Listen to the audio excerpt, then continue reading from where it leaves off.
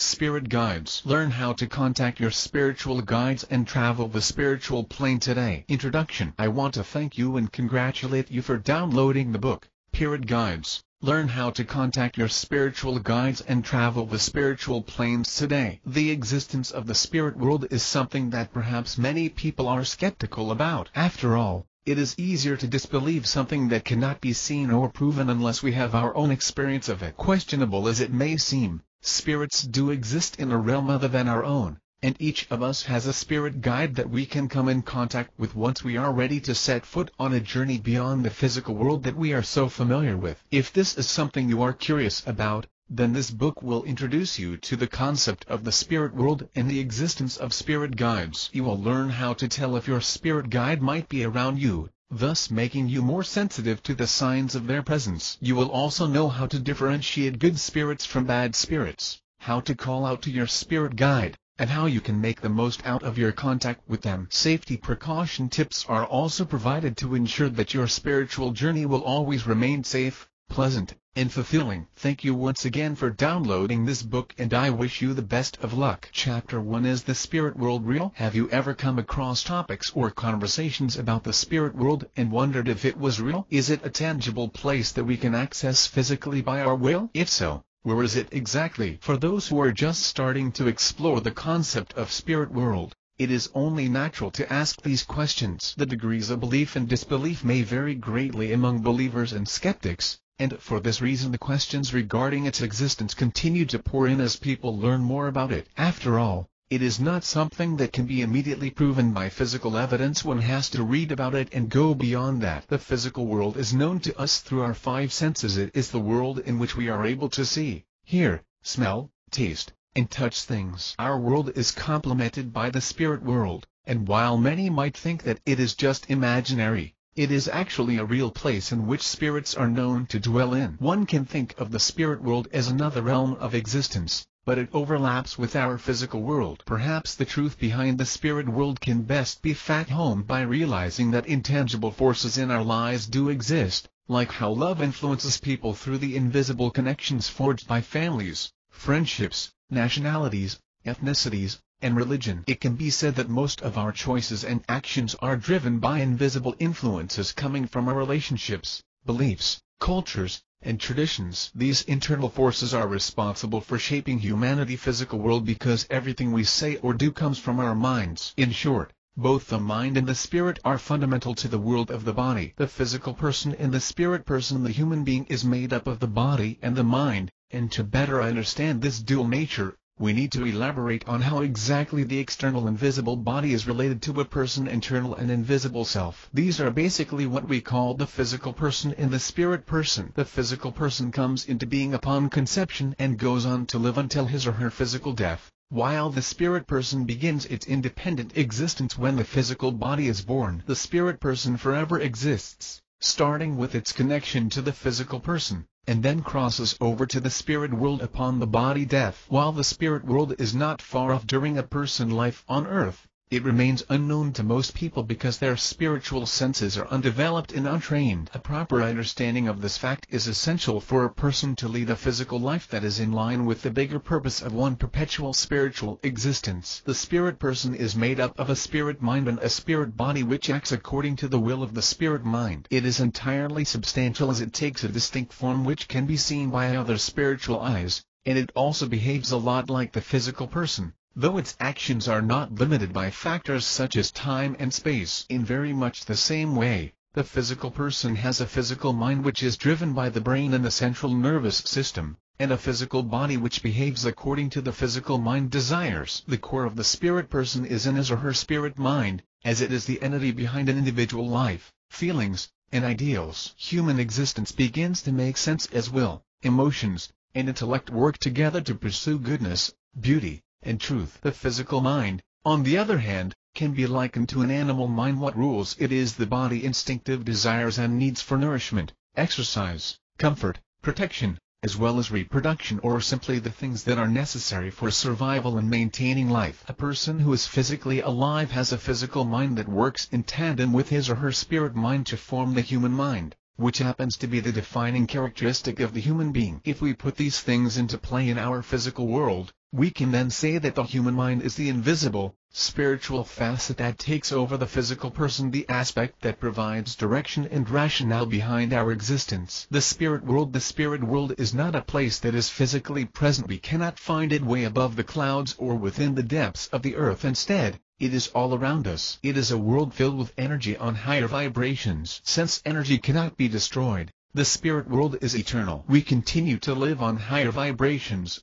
as energy, even after we die and leave the physical world and our physical bodies behind. Spirits typically have higher energy vibrations than those with physical bodies. This makes it hard for us to sense them, especially if we do not tune in closely. Perhaps we can think of spirits as the propeller of an airplane, because as much as it is real and tangible, it becomes barely visible to us when it speeds up. However, just because we cannot see it with our eyes, it does and mean that it is and around us. The behavior of the propeller is very similar to how spirits are when they move faster and in higher vibrations. They are harder to see. The spirit world may not be a physical place as how we know places should be, but it is a real place and a real home to the spirit people who thrive in it. It is just like how the earth, or the physical world, is real to us, and yet it is a non-reality for the spirits. Spiritual travel. Some people wonder whether spiritual travel is a gift. What we may not be aware of is that all of us have the ability to get in touch with our spiritual side if we wish to. It is not a special gift given only to a chosen few because we are all capable of doing it. Some people just seem like they are born with it because their spiritual abilities are more developed than the others. Perhaps the reason why it is easier for them to travel to the spirit world is because they were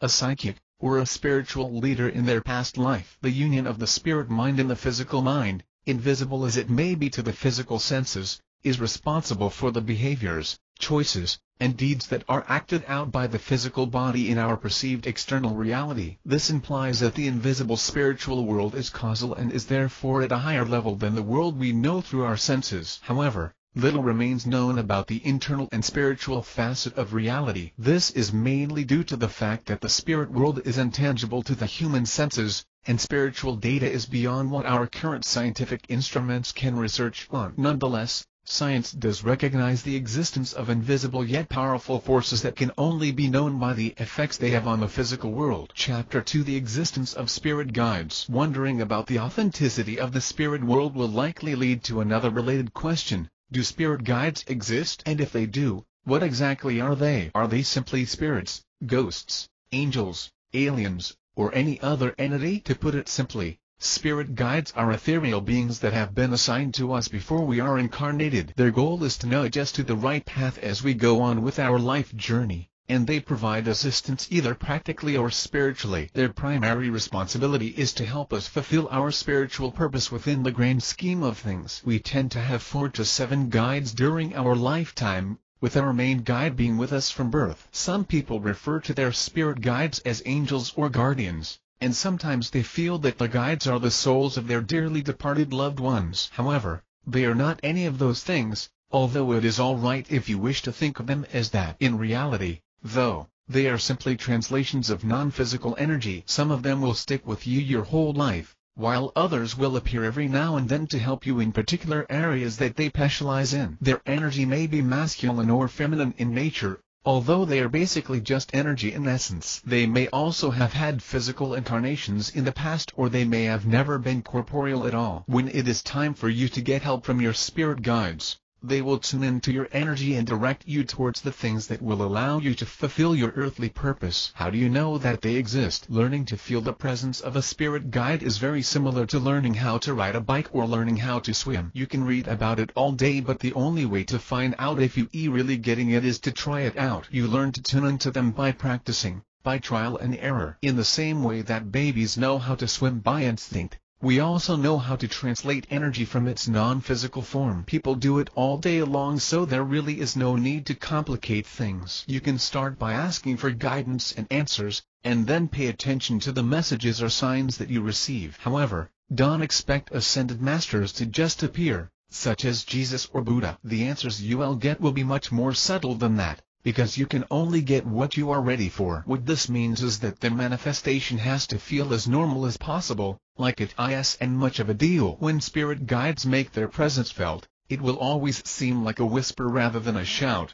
especially in the beginning. Help from spirit guides. The role of your spirit guides is to ensure that the path you take in life is aligned with your soul purpose. If you are currently dealing with a task that is in line with your purpose, your guides will support you in that endeavor. You will know because they will work out something to lead you to the people and resources that will allow you to accomplish your goals. They can also offer some perspective when you are at a loss. However, your spirit guides will only help you if what you are facing right now is something that honors your spiritual purpose. For example, if you are not working on something that needs a tremendous amount of money, chances are your spirit guides will not help you in the lottery. In short, if what you are asking for is something that does and have anything to do or does and add anything to the accomplishment of your soul purpose, your guides will likely be interested in helping you out. How do spirit guides help us? Spirit guides are aware of what is happening in our lives, and they have several ways to make their guidance and or intervention felt when it is time for them to help us. Signs. Guides can set up synchronicities to notify you of something you have to see or learn about. Pay attention to those signs when you see them. For example, you may encounter the same scene from a particular movie for a number of times, in a number of ways,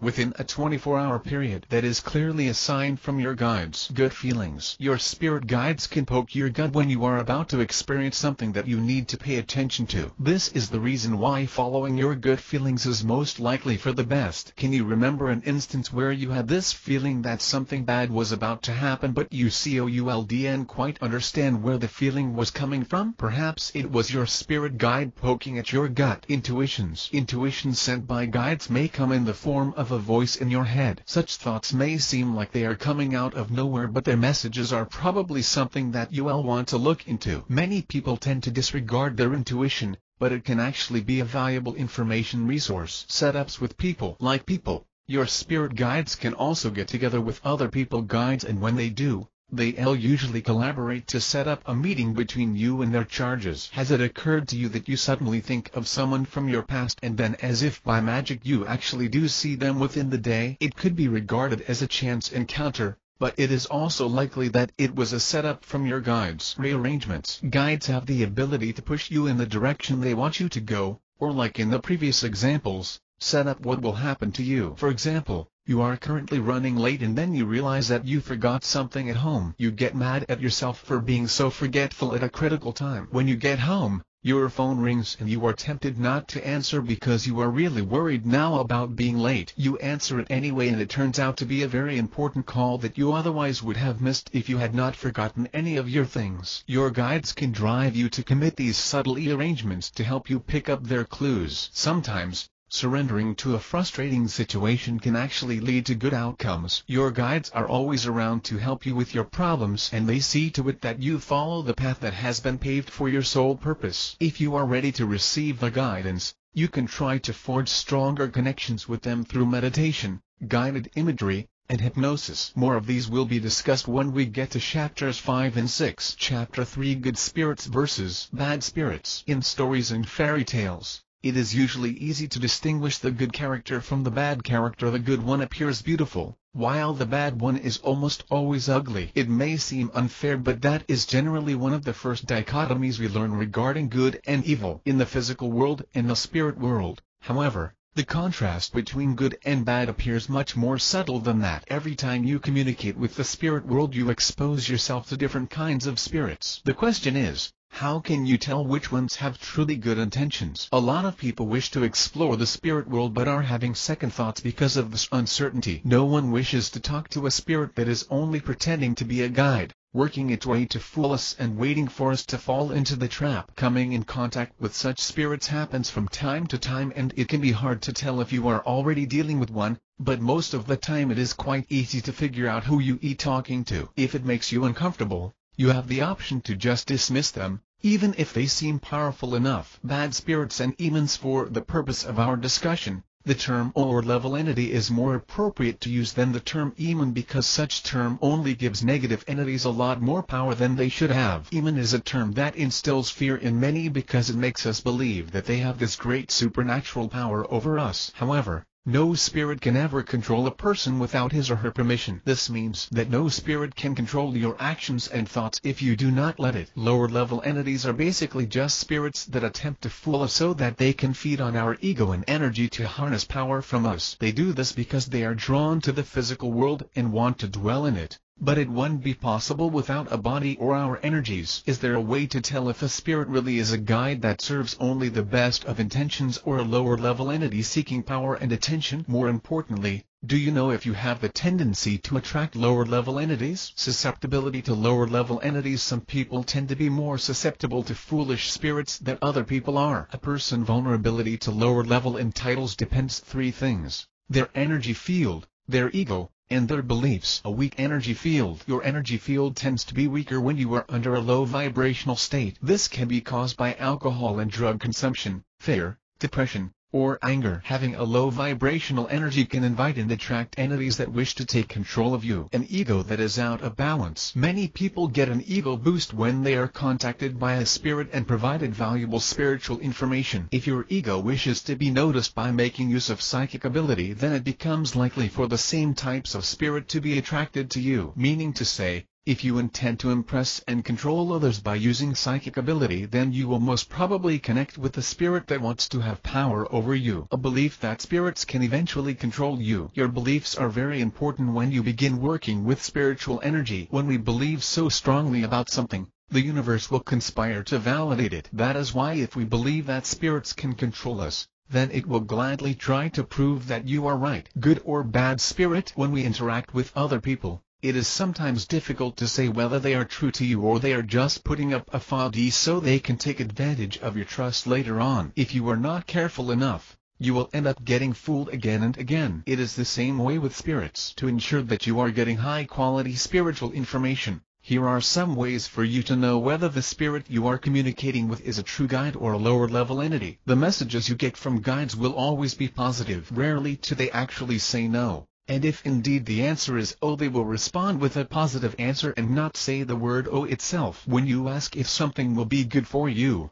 they will most probably ask why you want it, or why you want to do it, or they may simply not respond at all. You should feel good after getting messages from your guides and not at all scared or anxious of what might happen in the future. Communicating with a spirit guide will always feel right. Don't disregard your intuition as a tool for seeking the truth. If the interaction feels right and it does not leave you fearful or worried, then it is most probably right. Go along with it. When guides initiate correspondence, their messages appear as advices, and not as demands or threats. Guides will never tell you "you must do this" or "undo this," or "something will happen." Not ever in any situation. Spirit guides will never have interest in telling you what you should do. Their role in your life is to empower you and guide you through life by providing spiritual perspective. They don't tell you what to do because they let you decide that for yourself. Telling you what should be done is taking away your power, and only lower-level entities would do that to demonstrate that they have control over you. Validation of the spirit identity. It is important to be sure of who or what you are communicating with when you begin your journey in the spirit world. When you begin contacting your guides, it should be clear to you why you want to contact them in the first place. Meditate on your reasons why you want to get in touch with them, and be sure that it is and because of your ego, not because you want to impress people or be in control. Before you ask for messages,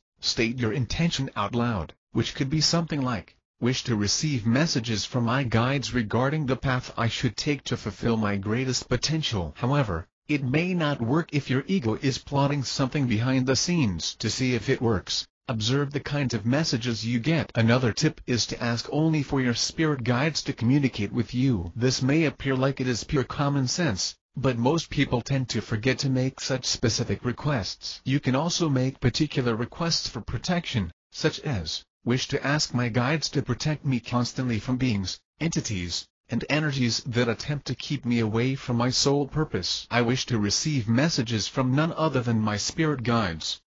Lastly, always go with your gut feelings. If something does not feel right, trust your intuition. If talking with a particular energy seems off, you can immediately dismiss it by simply telling it to go away. However, this will only work if you really mean it. Traveling within the spiritual plane is indeed fulfilling, and you need not be scared of the nature of spirits if that is what causing your hesitations. While the fear of attracting bad spirits or negative energies is indeed understandable, just remember that entities get attracted to you because of the energy or vibration that you give off. This means that if your energy is giving off anxiety and fear, it will attract the darker entities. On the other hand, if your energy gives off love and light, only good spirits can come in contact with you. As long as you have divine protection, no entity will be able to harm you in the spirit world. Chapter 4 Signs of a Spirit Guide Presence. Spirit guides are surrounded by light energy and have a distinctive frequency and vibration. They are with us all the time and they will attempt to get our attention in different ways. You can speak to your guides directly or you can communicate with them telepathically without words. When you interact with your spirit guides, words aren't always necessary because they speak and understand the soul language. Their presence is not meant to scare you. So if you feel afraid and uneasy, know that you have the power to end the interaction right away. If you want to be more sensitive to their presence, here are some of the telltale signs that they are around. Presence in the room. If you feel like you are not alone in the room, yet physically you are the only one around, then you are probably feeling your spirit guide presence. A sense of excitement, anticipation, or calmness may spread around you. Regardless of what you feel exactly, the overall sensation must be that of safety and protection. Temperature change. A sudden change in the surroundings temperature is usually a signal of your spirit guide arrival. Ethereal beings are made up of pure energy, so they frequently affect and shift the energies within spaces, causing changes in temperature. Unexplained odors. If you smell anything that has no apparent physical source, this is a clear indication that a spirit guide is there. Most of the time, the odor will be a signature scent. If you smell something and immediately associate it with your aunt, your grandfather, or just anyone you know, chances are they are around you. Tingling and pressure on the head area. Many spirit guides prefer to get your attention by affecting your crown chakra. When you feel tingling or itching sensations at the top of your head, this is probably the physical manifestations of your spirit guide workings. They also like to tap into intuitive centers such as the third eye chakra. If you feel a slight pressure or a headache in these parts, this means that your guides want to establish contact with you. If you experience any pains at the back of your head, it could also be a sign of their presence. Electronic glitches. Because spirit guides are made up of energy, they have the ability to affect the energy of tangible objects. Although their ability to affect the physical world is limited, many spirits will learn how to tap into mechanical objects and electronic equipment. If you notice that your radio suddenly works oddly, your television set acts all weird, or your clock stops at a particular time, those are already signs from your guides. Behavior of pets. Animals tend to be keener and more sensitive to energy and spirits compared to humans. If your dog suddenly barks at a particular space for no obvious reason, or your cat appears to stare intently at something, they are probably having a conversation with your guides. Take this as a sign and try to communicate with them. If you suddenly feel like there are spirits around you, then you are most likely correct. Now that you know the signs of their presence, it will now be easier for you to recognize if your guide's attempting to communicate. All you have to do is be very open to getting a sign. However, don't expect anything so specific or you will completely miss it. In short, don't set in advance how or in what form the sign will come. Chapter 5 Contacting Your Spirit Guide. We all have the natural ability to connect with the energies from the spirit world. So this means that everyone can travel to it and ask the guides for spiritual enlightenment. This ability lies deep within our very own intuitive faculties. However, many people believe that communicating and working with spirit guides is something that only spiritually talented people can do. That is not the case. It is just a matter of being receptive to the idea that help and guidance is available to us all the time. When we communicate with entities from the spirit world, we want to be sure that the information we receive is not only accurate, but is also of high quality. This simply means that we should aim to attract only the most enlightened and most reliable spirit guides, and not the lower-level entities that seek to take advantage of our vulnerability. Another thing to be considered is when reception to guidance. Being open to their messages will allow us to feel their love and support for us. If you now feel ready to contact your guide, here are some of the things you can do to prepare for it. Prepare your surroundings. Set up your current environment and make it comfortable before you call out to your spirit guides. Prepare a glass of water, and dim your lights and or close the window curtains. You may also opt to light candles or incense. Make sure that you will not be disturbed while you attempt the contact. Turn off your phone and keep away other distracting objects. Wear your most comfortable clothes and take off your shoes. Be clear and specific. Just as we are selective in the company we like to keep in the physical world, you must also be selective in the kind of energies you want to attract when you go to the spirit world. Be firm in your desire to attract only those entities that provide love, guidance and higher spiritual perspectives. You may say, "Am now calling out to my wise and loving spirit guides to be here with me now."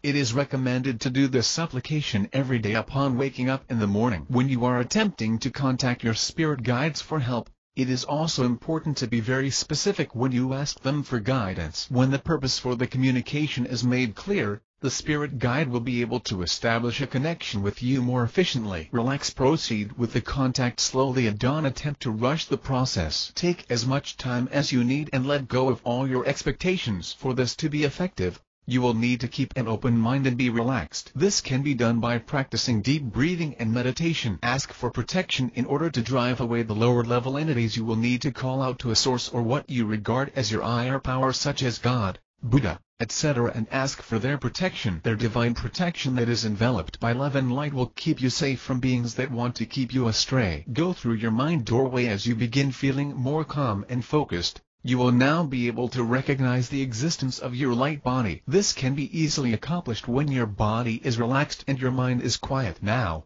concentrate on your internal light body, which is your spirit body. While being aware of this, look for your mind doorway, which may not be a literal door, and stand in front of it. Then, feel your spirit body passing through this door, and be conscious of entering the doorway into an immense and timeless space. You can now invite your spirit guides to join you and ask for their help regarding particular aspects in your life. Ask them if they have anything to tell you, and be open to the signs that they will show. When you feel that your communication with them has been completed, gently express your thanks for their presence. Then, slowly return to your mind doorway, and gradually let your mind be conscious of your physical body once again. It will take time for you to be able to see, feel, and hear your spirit guides. What is important is that you go about this in your own comfortable pace, and practice the methods that work best for you. Chapter 6: Working with Spirit Guides. Working with your spirit guide can help you to achieve life ultimate fulfillment. In fact, the goal of your spirit guide is to align you with your soul highest path and purpose. This is why individual spirit guides work differently from others. No two spirit guides will use the same lessons and courses of action even if the goal is the same,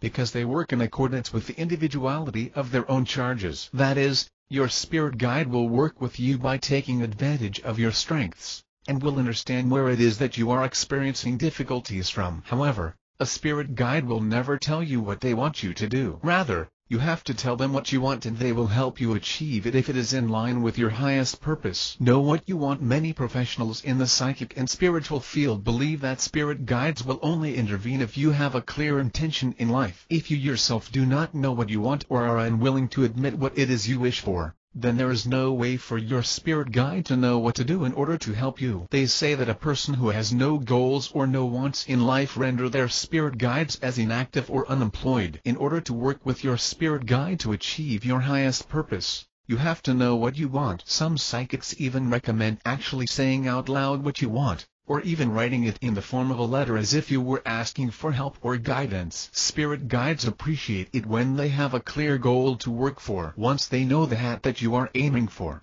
they will find it easier to point out the O to help you get there. Be perceptive to your own thoughts as you may be getting intuitive guidance. You may already be receiving guidance from your spirit guide, but you may not notice it because they merely come as thoughts. This is how spirit guides often communicate to us. They use insights and impulses that people oftentimes disregard or simply take for granted. Have you ever gone out to do something, only to have a voice at the back of your head tell you to think otherwise? The voice may be fleeting, and the idea can even seem absurd, but it could be your spirit guide telling you something. While it is hard to point out which thoughts exactly are signs from your spirit guide, it is still advisable to always be in tune with your thoughts. Be aware of the world around you. Intuitive guidance or feedback does not always come in the form of thoughts. In fact, there are those who will tell you that the whole world or even the universe will conspire to bring you to your ultimate purpose. It is in the people you attract, the feelings that you have, and the things that surround you that your spirit guides often point you out to what you must do. These symbols and signs may be telling you something,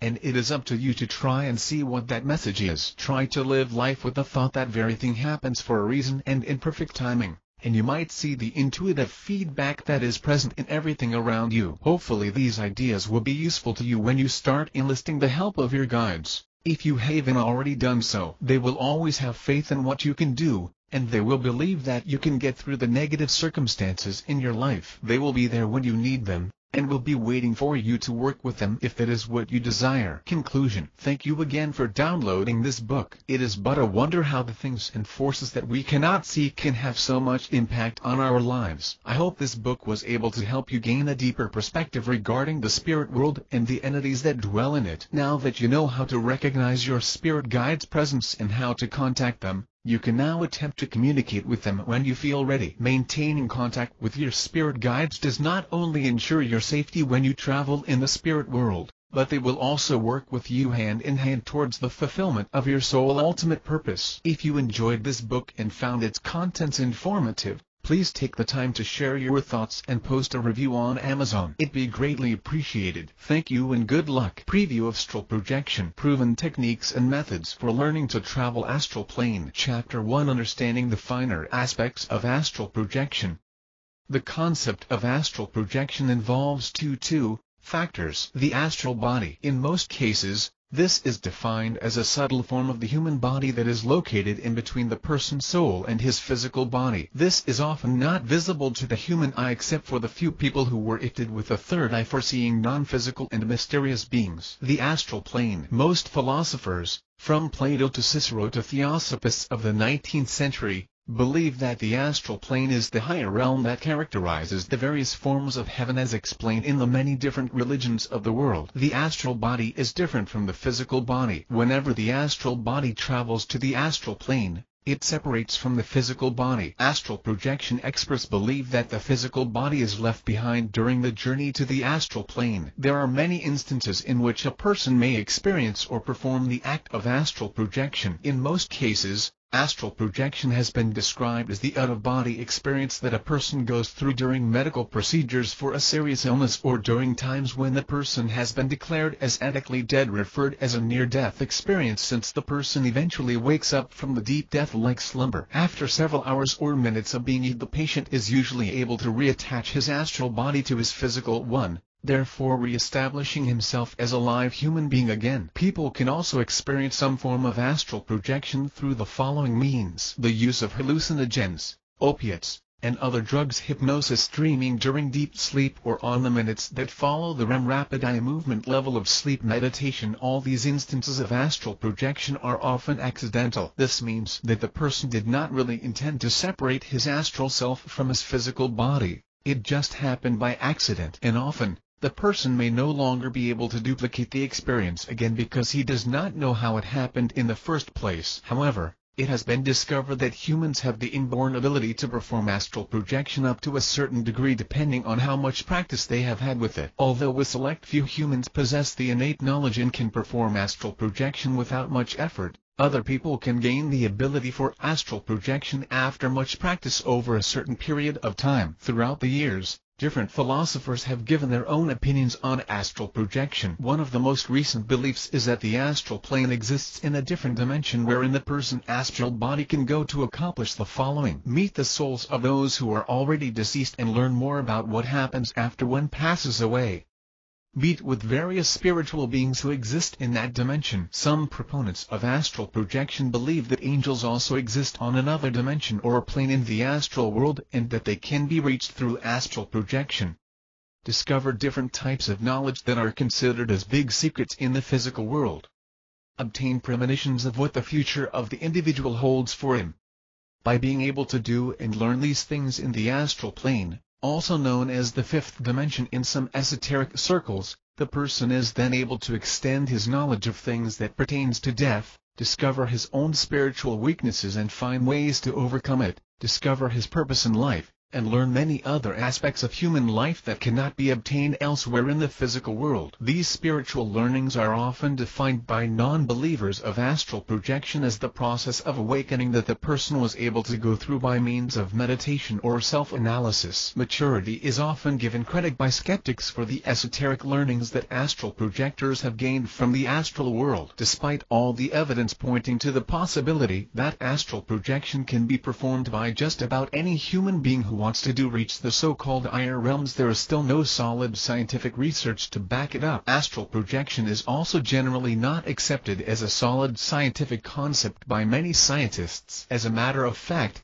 a scientific paper has postulated that the process of astral projection does not really happen through the separation of the two aspects of the human body, specifically the astral and the physical bodies. The paper further states that the astral body does not leave the physical body to go to any other plane, since there is nowhere else for it to go to, and because human consciousness can never function when it's separate from the physical aspects of the brain and the body. Instead, the human mind reaches a different level of consciousness, something that is much deeper, that is situated within the same physical body during the process of the so-called astral projection. Many scientists also believe that astral projection is simply another aspect of the phenomenon that is known as lucid dreaming. This phenomenon is defined as the process of the sleeping person becoming aware that he is experiencing is merely a dream, no matter how real it seems. Lucid dreaming is believed to be the precursor for people to reach the level of human consciousness that others believe is the astral plane. Be that as it may,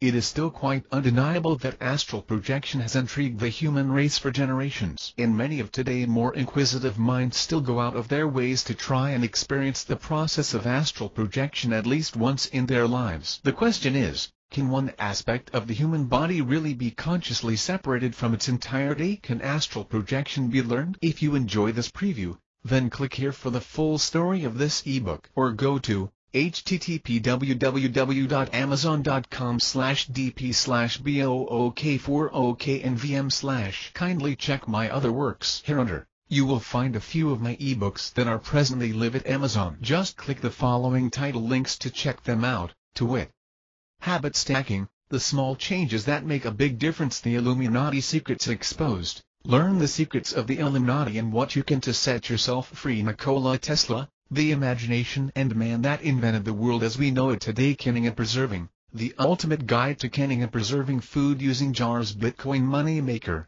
a proven step-by-step methods in making money with Bitcoins today, How to Braid Hair, The Complete Guide to Braiding Hair, and all the most popular styles today. If the links do not work properly for whatever reasons, simply search for those titles on the Amazon to find them. Other free ebooks are now available. Click here for your subscription. Free ebooks. Thanks for reading. Below you'll find a link to your free ebook download of OW to Be Successful in Life. Click here.